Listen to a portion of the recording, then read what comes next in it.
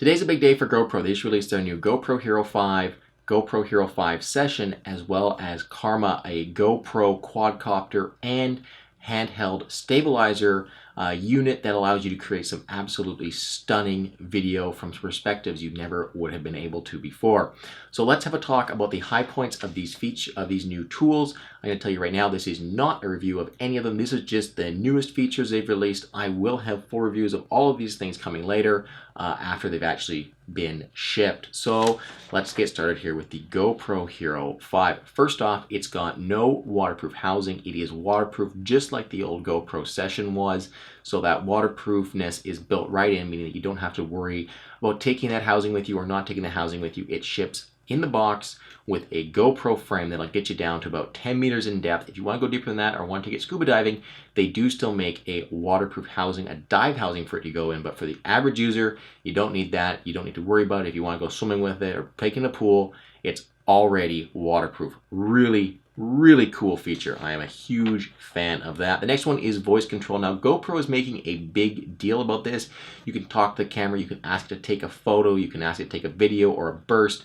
You're making a big deal about how it's nice to be able to easily interact with your camera. I will be interested to see whether or not people are actually going to use this or how well it works, but it is a cool feature and they are definitely making a big deal out of it. After that though, the Hero 5 now has a built-in touchscreen. There's no more Hero 5 Black and Hero 5 Silver. There's just the GoPro Hero 5 Black. It's got the built-in 2-inch touchscreen, which is really great to see. The other new feature that the GoPro is making a big deal about is image stabilization. So if anybody's seen the difference between GoPro footage shot without a stabilizer and with a stabilizer, you'll know that the stabilized footage looks 1,000 times better. It's more immersive. You feel more connected to the action. It's more like what you remember being there like. So they've actually added in-camera image stabilization to the new GoPro Hero 5 and Hero 5 Session.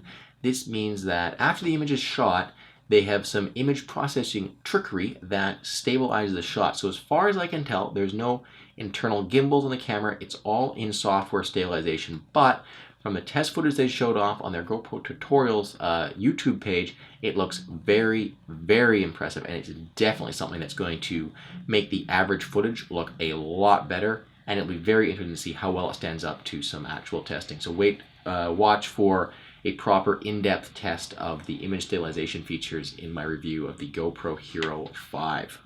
They're also quoting better audio. The GoPro now has 3 onboard microphones. It also doesn't have a waterproof case, so that means that you're going to be getting that higher quality audio at all times whenever you're using the camera. We'll wait and see how much better that audio actually is.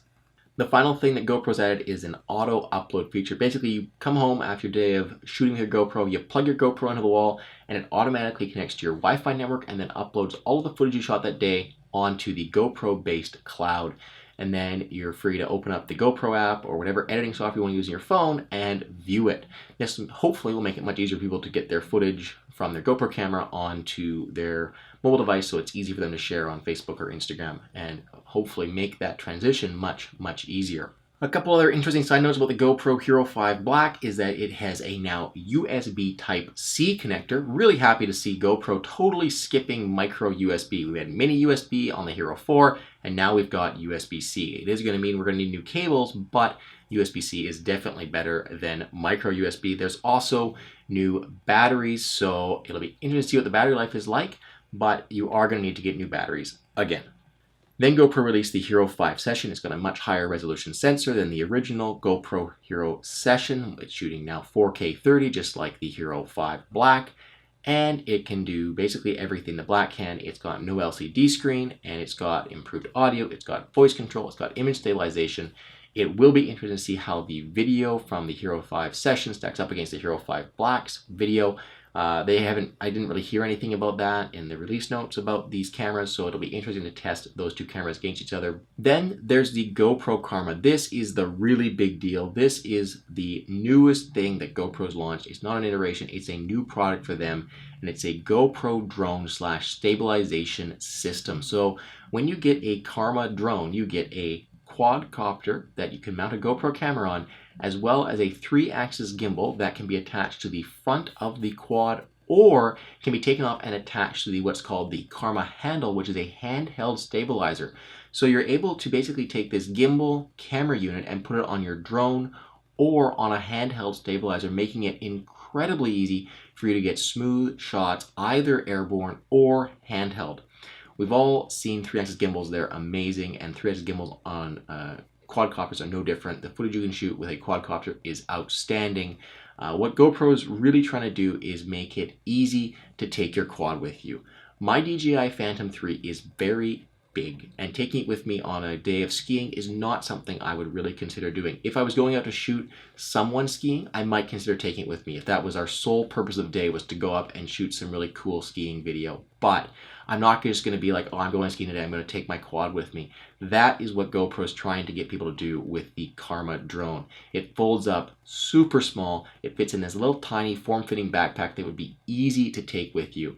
They want to make it so that you don't think about why you're taking it. You would kind of ask yourself, why don't I take this with me? It's so easy to take. And they don't want you to feel bad if you come back at the end of the day having carried it with you and not used it. So it's super lightweight, super small and compact. It folds up. The landing gear fold in, the wing or the arms that hold the propellers fold in, folds up, super small, fits in this form-fitting backpack, and the controller itself is also very, very compact. Speaking about the controller, it's interesting. It's got a built-in screen.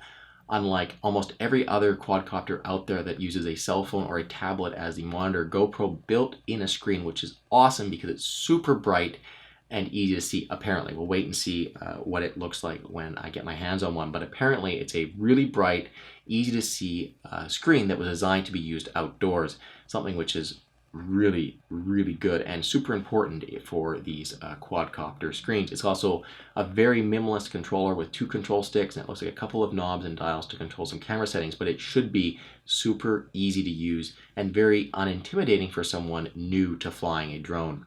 The drone comes with lots of built-in canned actions like panning or reveals or cable cams, much like any of the other drones that are out there on the market today.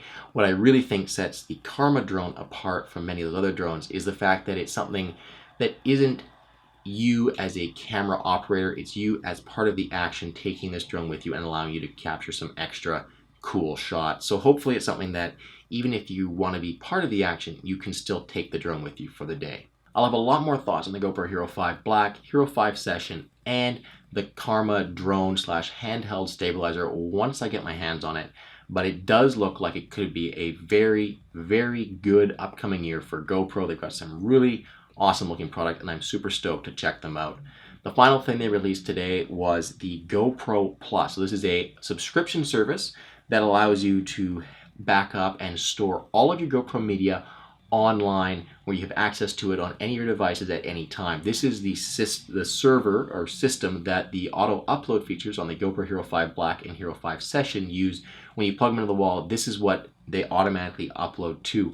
Included in this monthly subscription is a 20% off all accessories on the GoPro store and access to buy GoPro swag like sweaters, t-shirts, hats, and water bottles and stuff. So it'll be interesting to see how that takes off and what pricing comes in at for that.